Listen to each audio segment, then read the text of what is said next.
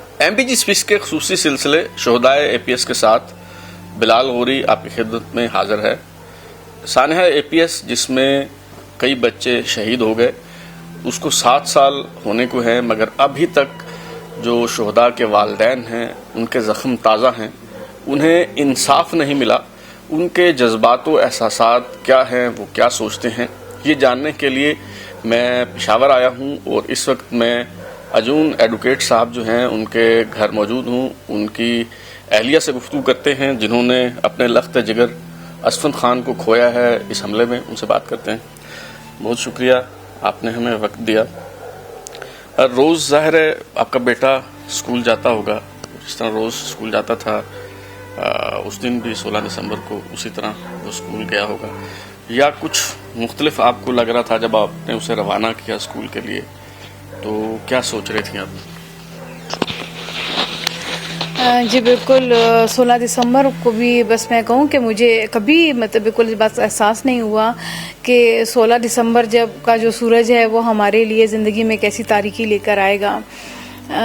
16 دسمبر ایک عام سی صبح تھی، کچھ اس میں نیا نہیں تھا، لیکن اتنا ضرور تھا جو میں بہت دنوں سے محسوس کر رہی تھی کہ کچھ دنوں سے میں بہت زیادہ گھبرائی ہوئی تھی، ڈری ہوئی تھی بہت زیادہ، اور مجھے بالکل سمجھ نہیں آ رہا تھا. بس ایسے لگ رہا تھا کہ کچھ ہونے والا ہے.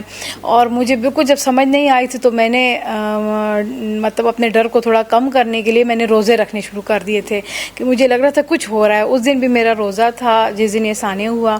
تو عام ایک نارمل سی صبح تھی، اور جیسے صبح جب انسان ہوتا ہے، میں اسفند کو میں نے رخصت کیا. یہ ابھی تک مجھے یاد ہے کہ جب وہ جا رہا تھا تو اس کو میں نے اوپر سے لے کے نیچے تک کمپلیٹ دیکھا، پورا میں نے اس کو دیکھا. اور پتہ نہیں وہ اتنا پیارا لگ رہا تھا اس دن، بالکل صاف ستھرا اس نے یونیفارم پہنا ہوا تھا، منہ اس کا اتنا شائننگ کر رہا تھا. اس کے بوٹ تھوڑے سے گندے تھے تو چونکہ سردیاں تھیں میں نے شال پہنی تھی تو اپنی شال سے میں نے اس کے بوٹ صفا کیے، اور دروازہ کھول کے میں بہت دیر تک اس کو، جب تک وہ گلی سے موڑ کے نہیں چلا گیا، میری آنکھوں سے اوجھل نہیں ہوا، تو میں تب تک اس کو دیکھتی رہی. تو کب، کتنے بجے، کیسے آپ کو اطلاع ملی کہ یہ حملہ ہوا ہے؟ جب صبح وہ چلا گیا تھا تو میں اپنے کاموں میں مشغول ہو گئی، جو گھر کے کام ہوتے ہیں. مجھے نہیں اندازہ تھا، تو اس تقریباً 10 ساڑھے 10 بجے کا صبح کا ٹائم تھا. تو اسفند کی چچی ہیں تو انہوں نے مجھے فون کیا، تو انہوں نے مجھے کہا کہ آپ کہاں ہو؟ تو میں نے کہا کہ میں گھر میں ہوں. کیوں باجی، کیا بات ہے؟ تو انہوں نے مجھے کہا کہ ذرا ٹی وی لگا دو، اس لیے کہ مجھے لگ رہا ہے کہ ورثک روڈ کے کسی اسکول میں جو ہے وہ نجی اسکول لکھا ہوا ہے، اسکول کا نام نہیں ہے، نجی اسکول لکھا ہے، تو آپ ذرا جلدی ٹی وی لگا دو کہ لگ رہا ہے کہ اس میں دھماکہ ہوا ہے اور فائرنگ ہو رہی ہے، اندر ٹی وی میں آ رہا ہے. تو جب اس نے مجھے کہا تو ورثک روڈ پہ تو اسفند کا بھی اسکول تھا، میں بہت ڈر گئی. اور میں نے جلدی میں بھاگتے وہ موبائل میں، میرے ہاتھ میں موبائل تھا، وہ مجھ سے بات کری تھی. تو اس نے سے مجھے یہ کہا کہ تم صرف مجھے بتاؤ اس کا یونیفارم کس کلر کا ہے؟ تو میں نے کہا اس کی گرین رنگ کا اس کا کوٹ ہے اور بلیک رنگ کی اس کی پینٹ ہے.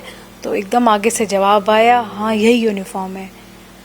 جب میں نے سنا تو مجھے بہت زیادہ میں ڈر گئی، اور میں نے اسپیڈ میں جا کے ٹی وی لگایا. جیسے میں نے ٹی وی لگایا تو جو اسکول کے یونیفارم کی ٹائی تھی، ایک بچہ، کوئی غازی بچہ انہوں نے دکھایا، تو اس کی جو ٹائی تھی وہ اسفند کے اسکول کی تھی. تو اسی سے میں نے شناخت کیا. میں نے ایک دم ڈر کے کہا ہاں یہی ہے.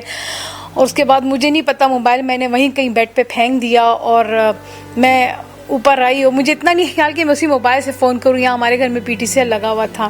میں اوپر آئی اور میں نے جلدی اس کے بابا کو فون کیا، اور میں نے کہا کہ سنیں آپ کہاں ہیں؟ دوسری طرف سے آواز بہت ہانپ رہی تھی، جیسے وہ کہیں بھاگ رہے ہوں، بھاگتے ان کی جیسے آواز آ رہی ہو.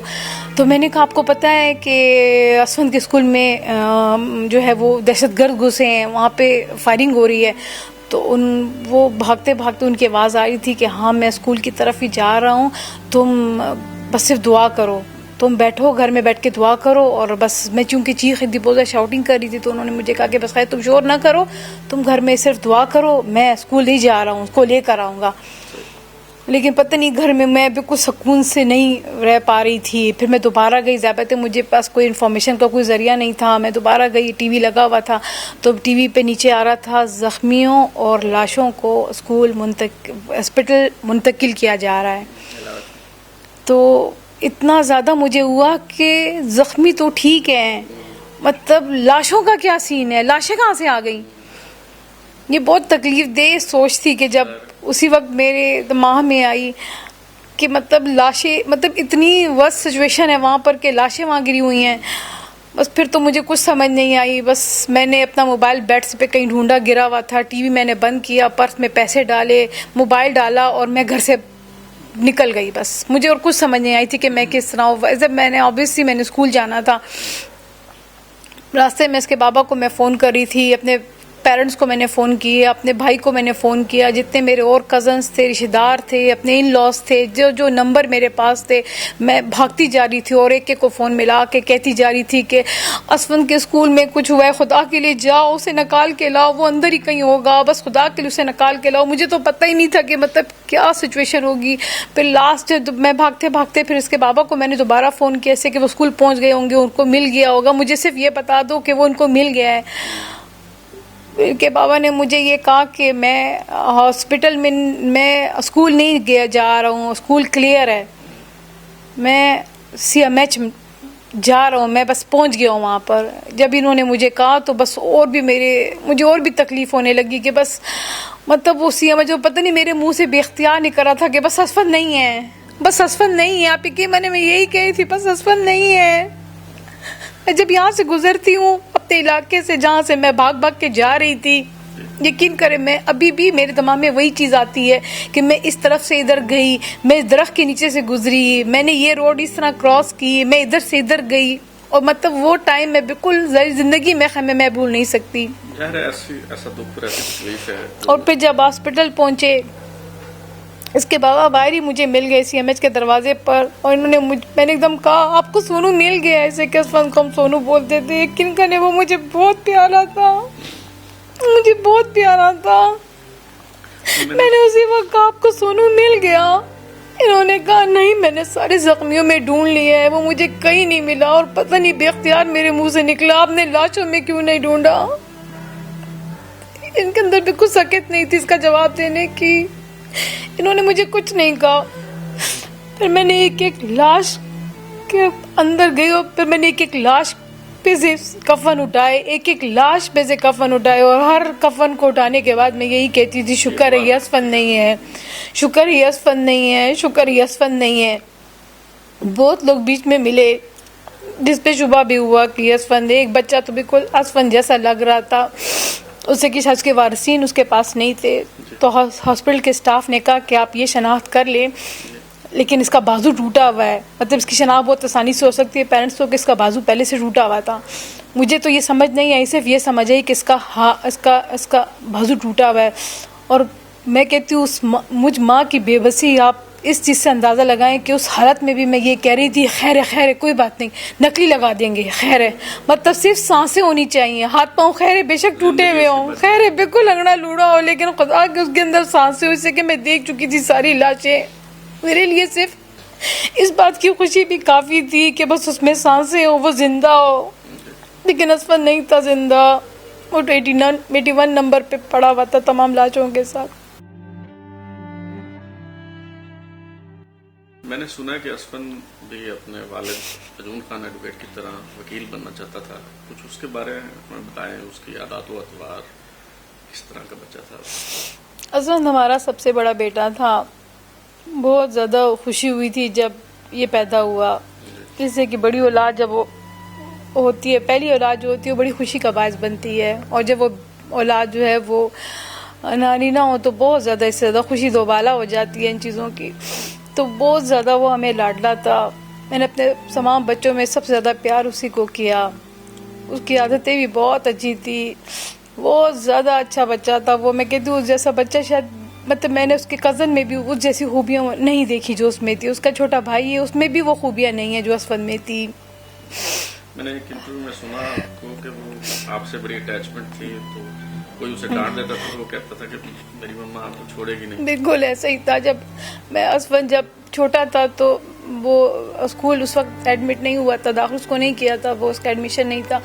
تو میں چونکہ جاب کرتی تھی تو کئی دفعہ جب اس نے مجھے اس کو ایک بچہ تھا تو وہ اس کو اکثر جو ہے وہ گلی میں مارتا تھا. جیسے کہ اسفند ماشاء اللہ صحت مند تھا, کافی زیادہ مزے کا بھاری بچہ تھا.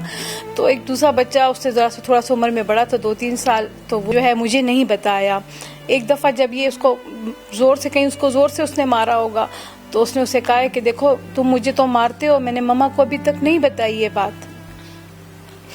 تو اس نے مجھے کہا کہ مما وہ بچہ مجھے مارتا ہے جب آپ نہیں ہوتی, آفس میں ہوتی ہو. تو میں نے کہا بیٹا کیوں, آپ نے اس کو کبھی مارا ہے, کہ آپ نے اس کو کوئی نقصان پہنچایا ہے جو آپ کو مارتا ہے؟ تو اس نے کہا نہیں مما, پتہ نہیں وہ مجھے دیکھتا ہے, مجھے ویسے ہی مارتا ہے. پتہ نہیں جب اس نے مجھے یہ بات کی, پتہ نہیں مجھ سے بالکل مجھے اتنی تکلیف ہوئی اس بات سے کہ میں جب گھر میں نہیں ہوتی اور میرے بچے کو کوئی بے گناہ مارتا ہے تو مجھے بہت تکلیف ہوئی. یقین کریں میں پوری رات بھی نہیں سوئی. اور میں نے اسے کہا کہ بیٹا کل میں جلدی آؤں گی اور آپ مجھے بتانا کہ وہ کون سا بچہ ہے. تو اس نے کہا مما چلے بس اب چھوڑے. میں نے کہا نہیں بیٹا مجھے بتاؤ گے کہ وہ کیوں آپ کو مارتا ہے, میں اس سے پوچھوں گی کہ کیوں مارتا ہے تمہیں, تم نے کیا کیا ہے جو تمہیں مارتا ہے, اور میں اس کو نہیں چھوڑوں گی. اگلے دن ایسا ہی ہوا, میں آفس سے جلدی آئی اور میں نے اسفند کو کہا کہ بیٹا مجھے بتاؤ. تو اس نے کہا مما میں باہر جاتا ہوں, جیسے میں آپ کو اشارہ کروں آپ باہر آنا. وہ بچہ باہر آیا تو جیسے ہی اسفند نے مجھے کہا کہ مما وہ بچہ آ گیا ہے, میں اس کو میں نے پکڑا, اور وہ بچہ جیسے اس نے دیکھا کہ اس کی ماں آ گئی ہے وہ بھاگنے لگا. میں سڑک پہ بھاگ رہی تھی, یہاں سارے پہلے ہمارے پاس جتنی بھی آبادی تھی یہاں پہ سارے کھیت ہوتے تھے, میں کھیتوں میں سے ہی بھاگ رہی تھی اس کے پیچھے, اور آخر میں نے اس کو پکڑ لیا اور میں نے اس کو بہت مارا. پھر میں نے ساتھ ہی اسفند بھی میرے پیچھے بھاگ رہا تھا. میں نے کہا بیٹا آپ کو وہ کہاں مارتا ہے؟ اس نے کہا مما وہ میرے سر پہ بھی مارتا ہے, مما وہ میرے پیٹھ پہ بھی مارتا ہے. یقین کریں میں نے اس کو بہت مارا. اور پھر اگلے دن جب وہ بچہ باہر نکلا تو اسفند اسے کہتا تھا, اسفند نے اسے کہا کہ میں نے تمہیں کہا تھا نا کہ مجھے مت مارو, اگر میں نے مما کو بتا دیا نا تو مما تمہیں نہیں چھوڑے گی, تم میری مما کو نہیں جانتے. اور ابھی کی مر جب اس کی ڈیڈ باڈی گھر میں پڑی تھی, جب وہ میرے سامنے لاش کی طرح پڑا تھا, تو میں نے اس وقت یہی سوچا کہ یہ اس دہشت گرد کو بھی یہی کہہ رہا ہوگا کہ تم تو مجھے مار رہے ہو, یقین کرو میری مما تمہیں نہیں چھوڑے گی. اور واقعی میں نہیں چھوڑوں گی اپنے بچوں کے دشمنوں کو, ان کے قاتلوں کو نہیں چھوڑوں گی. میں نے بہت بڑی قربانی دی ہے. یقیناً ہمیں ایک قوم کی حیثیت سے بھی یہی کرنا چاہیے جو آپ کے جذبات ہیں, اور قاتلوں کو نہیں چھوڑنا چاہیے کسی صورت میں. ایک تو یہ آپ کا دکھ ہے کہ آپ کے لخت جگر آپ کے بیٹے کے بچے آپ سے چھن گئے, جتنے بھی والدین ہیں شہدائے اے پی ایس کے. لیکن ستم بالائے ستم یہ ہوا کہ جو ہماری جو قیادت ہے, خواہ وہ سیاسی قیادت ہو, عسکری قیادت ہو, انہوں نے جس طرح سے اس واقعے کو ہینڈل کیا, ان کی باتیں مزید زخموں پہ نمک پاشی جو ہے وہ کرتی ہیں. میں نے انٹرویو کیا فلک ناز صاحبہ کا, آپ کی کلیگ ہے, انہوں نے 2 بیٹے ان کے شہید ہوئے. انہوں نے بتایا کہ جی وہ اس وقت جو کور کمانڈر تھے پشاور کے جنرل ہدایت الرحمان, ان سے ملنے آئی ہوئی تھیں بچوں کے والدین بھی, مائیں بھی. تو انہوں نے کہا آپ کے بچے شہید ہو گئے تو کیا ہوا, آپ اور بچے پیدا کر لیں. آپ بھی اس میں موجود تھی اس ملاقات میں؟ جی, یہ شروع کے اصل میں یہ جو میٹنگ ہوئی تھی کور کمانڈر نے جب یہ ارینج کی تھی ثانیہ کے بعد, تو اس وقت میری سچویشن بہت واست تھی. ان دنوں میں عمران خان نے بھی مطلب آ کے اسکول میں 2 بار وزٹ کیا تھا سب کچھ. تو میں ہی وہ پہلی خاتون تھی وہاں موجود تھی, پہلی مدر جس نے ان کا گریبان پکڑ کے پوچھا تھا. تو پھر اس کے بعد چونکہ میری حالت کافی مطلب خراب تھی, تو اس کے بابا بہت زیادہ ڈرتے تھے کہ مطلب اس طرح کور کمانڈر کی اس طرح میٹنگ میں تم جاؤ گی اور ایسا نہ ہو کہ تم نے وہاں پہ بھی کوئی ہنگامہ کیا اور کور کمانڈر کو تھپڑ مار دیا, کچھ پتہ اس ٹائپ کا. تو یہ مجھے نہیں لے کے گئے تھے, اس لیے میں اس میٹنگ میں موجود نہیں تھی. اپنے میرے اسفند کے جو چچا ہیں وہ ساتھ گئے تھے, مجھے نہیں لے کے گئے تھے. اچھا, جب ہم ہمارے جیسے جرنلسٹ کو بات کرتے ہیں ثانیہ اے پی ایس کے حوالے سے کہ احتساب ہونا چاہیے, انصاف ملنا چاہیے, ان کے دادرسی کرنی چاہیے جو والدین ہیں شہداء کے, تو ہمیں بتایا جاتا ہے کہ جی ہے تو بڑی کمزرفی کی بات, لیکن ہمیں کہا جاتا ہے کہ جی ہم نے بڑا پیکیج دیا ہے, ہم نے بڑے پیسے دیے ہیں, 1.5 کروڑ روپے فیکس دیے ہیں, ڈی ایچ اے پلاٹ دیا ہے. تو جس کا بچہ چھین لیا جائے اس کے سامنے تو خیر پوری دنیا کی بھی کوئی اہمیت نہیں ہے, لیکن کیا واقعی ایسا ہے یہ ساری مراعات جو ہیں پیکج دیا گیا ہے؟ بالکل، جس وقت یہ بات کی گئی تھی عمران خان کو جو عدالت میں پیش کیا گیا تھا، ہمارے سامنے کی بات ہے، میں بالکل سامنے ہی ان کے کھڑی ہوئی تھی، تو اس بات کو مطلب جسٹس صاحب نے بہت برا بھی منایا تھا. انہوں نے بڑی تنقید کا نشانہ اس بات کو بنایا تھا کہ آپ اس طرح کی بات کر کے ان تمام پیرنٹس کے زخموں پر نمک پاشی کر رہے ہیں، اور یہ بہت چھوٹی بات ہے ان کے سامنے یہ کرنے کے لیے. بہت زیادہ انہوں نے کیا تھا. اور اگر یہ کہتے ہیں کہ انہوں نے کمپنسیٹ کر کے ہمارے بچوں کا اس طرح جو ہے وہ ہمیں انصاف دے دیا ہے، تو یہ ان کی بہت بڑی غلط فہمی ہے. ہمارے بچے جو تھے وہ جو شہید انہوں نے زبردستی ہم سے چھینے گئے ہیں، وہ پیسوں سے اس کا کوئی بدل نہیں ہے. میرے اسفل کا میں کہتی ہوں ایک ناخن کیا ایک بال بھی جو ہے نا ان پیسوں کی قیمت نہیں دیتا. اور جو اتنی لمبی لمبی لسٹ ہمارے پیچھے بنائی گئی ہے، ہم نے ان کو کروڑ روپے دیے ہیں، ان کو کہیں کدھر دیے ہیں کروڑ روپے؟ ٹوٹل ہمیں 20 لاکھ روپے کا پیکج ہے انہوں نے دیے، پہلے وہ 5 لاکھ کا پیکج تھا. جب عمران خان احام کے ساتھ اسکول کے وزٹ کے لیے آئے تھے، جب انہوں نے نیا نکاح کیا تھا احام خان سے، تو یہ اسکول کی سیر کرنے کے لیے آئے تھے. اور جب میں ہی بلکہ گیٹ پہ موجود تھی اور میں نے عمران خان کا جو ہے وہ گریبان پکڑا تھا، تو اس کے بعد جو ہے انہوں نے اور 15 لاکھ جو ہے وہ کا چیک تمام ہمارے پیرنٹس کو وغیرہ کو دیا تھا. اور کروڑوں مروڑوں جو دیے ہیں وہ پتہ نہیں ان کو نے کس کو دیے ہیں، ہمیں نہیں پتا. ایسا کچھ بھی نہیں، یہ صرف پروپیگنڈا ہے ہمیں بدنام کرنے کے لیے اور ہمیں خراب کرنے کے لیے، ہمیں ذلیل کرنے کے لیے. ان کی یہی پالیسیز ہے بس. کروڑوں کیا اربوں روپے بھی دے دیے جائیں تو ظاہر ہے وہ مداوا اور ازالہ کسی چیز کا مداوا نہیں ہے. میرے دکھ کا کوئی مداوا نہیں. اصل بات تو یہ ہے کہ انصاف دینا چاہیے. ایک ماں کی حیثیت سے آپ بتائیے کہ ابھی سپریم کورٹ نے بھی حکم دیا ہے کہ داد رسی کی جائے جو شہدا ہیں APS کے، ان کے والدین کی. تو ایک ماں کی حیثیت سے آپ کے کیا جذبات ہیں، کیا احساسات ہیں، کیا مطالبات ہیں، کس طرح سے انصاف دیا جا سکتا ہے، کس کے خلاف FIR درج ہونی چاہیے، کس کے خلاف کارروائی کی جانی چاہیے؟ بالکل، یہ جو ہم اس دن عمران خان کو بہت زیادہ تنقید کا نشانہ بناتے ہوئے انہوں نے یہی کہا کہ یہ پیرنٹس آپ سے کچھ ان کے گلے ہیں، آپ سے کوئی شکایتیں ہیں، آپ ان کے ساتھ بیٹھ جائیں، ان کی داد رسی کریں، ان کے بات سنیں کہ یہ کیا کہنا چاہتے ہیں. ایون کہ جو آخلا آرڈر جو ہے وہ آرڈر شیٹ جو ہے اس میں کلیئر لکھا ہوا ہے کہ آپ ان پیرنٹس کو ہرٹ کریں، سنیں یہ کیا کہنا چاہتے ہیں آپ سے، آپ ان کی بات سنیں. تو اسی سلسلے میں جو ہے ایک کمیٹی بھی آئی تھی جس میں عمر ایوب تھے، زرتاج گل تھیں اور ساجدہ بی بی کوئی تھیں. تو پارلیمنٹیرین جو آئے تھے، تو 3 لوگوں کا وفد ہمارے آیا تھا. اٹارنی جنرل صاحب بھی تھے، ایڈیشنل اٹارنی جنرل بھی ساتھ تھے.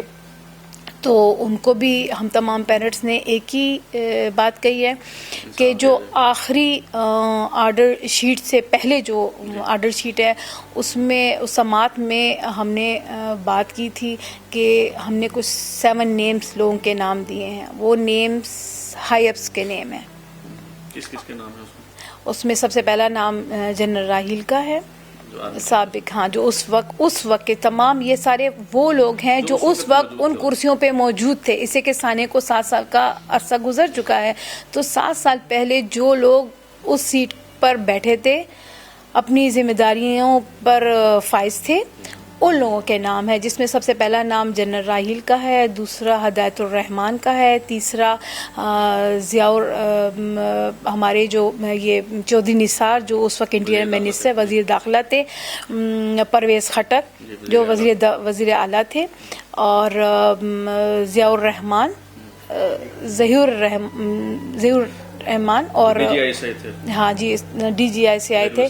ہاں ٹھیک ہے، 5-6 نام تھے، لکھا ہوا ہے، میں نے سب ڈیٹیل میں لکھا ہوا ہے. اصل میں 5-6 ہماری سماعت اس وقت میں بڑا اچھی طرح یاد تھے، 3-4 سماعت اس میں گزری ہے، تو لیکن 7 ہائی اپس کے نیم ہے وہ، اور وہ وہی لوگ ہیں جو اس ٹائم ان کرسیوں پہ بیٹھے تھے اور جن کی ذمہ داریاں بنتی ہیں اس سے کہ ان کی اس غفلت کی وجہ سے.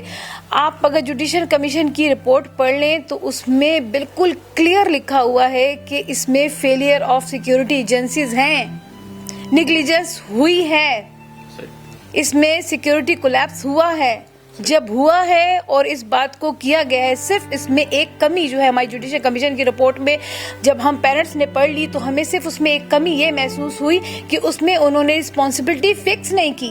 अगर वो इसमें एक रिस्पॉन्सिबिलिटी फिक्स कर देते तो ये काम अदालत के लिए भी बहुत आसान हो जाता, सुप्रीम कोर्ट उसमें बहुत जबरदस्त एक्शन ले सकते थे और हम पेरेंट्स के लिए भी बहुत आसानी हो जाती कि हमें ये नाम खुद नहीं देने पड़ते, बल्कि ये नाम हमारे पास खुद आते कि इन एजेंसीज की वजह से, इन लोगों की वजह से, इन तमाम लोगों की का काम है इसमें है, तो बहुत आसानी हो जाती। हमें सिर्फ अपनी जुडिशियल कमीशन की रिपोर्ट में इसी से कमी महसूस हुई, लेकिन क्लियर अल्फाजों में उसमें ये बताया गया है। शाहना साहब, बहुत शुक्रिया आपका, आपने वो वक्त किया।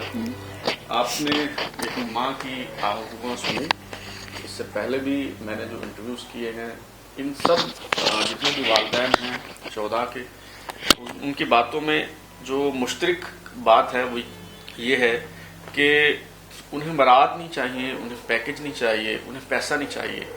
वो इंसाफ मांगते हैं, अपने बच्चों के कातलों का हिसाब मांगते हैं और वो चाहते हैं कि इस वक़ुआ की FIR जो है वो उनकी मर्जी से दर्ज की जाए, जो उनका बुनियादी हक है, जो उन्हें दिया जाना चाहिए।